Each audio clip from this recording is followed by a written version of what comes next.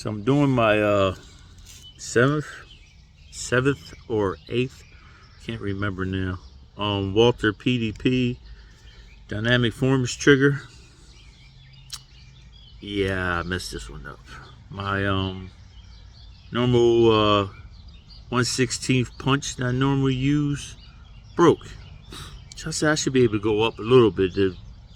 The instructions said use a 3mm. I said 3mm seems small. I know I gotta use a small one, but you know, I said 3mm should be still good.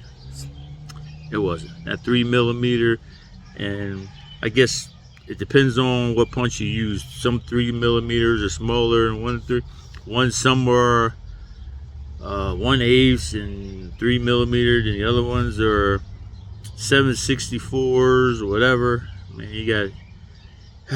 Anyway, my punch was too big, so I'm punching through. I'm like, man, this is kind of tough. So I'm thinking, okay,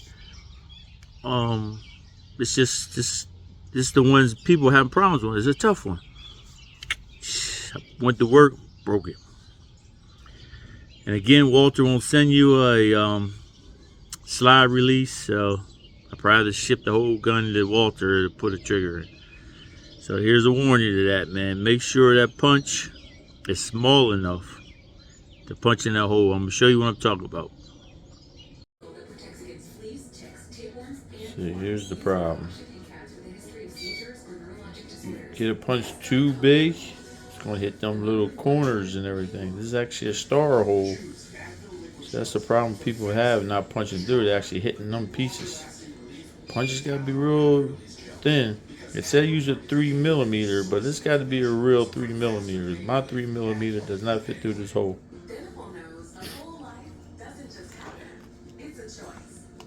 So use a 3mm. Does not fit. So as you can see, trying to knock this off, I broke it because it said use a 3mm. I know you had to use a small one,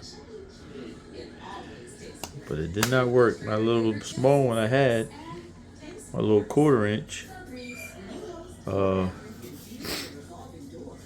did not fan out too well. My 1/16 inch broke. So it's got to be a little smaller than a 3. This almost fits. It's got to be a little smaller than a 3mm to fit in that hole where you don't hit them splines.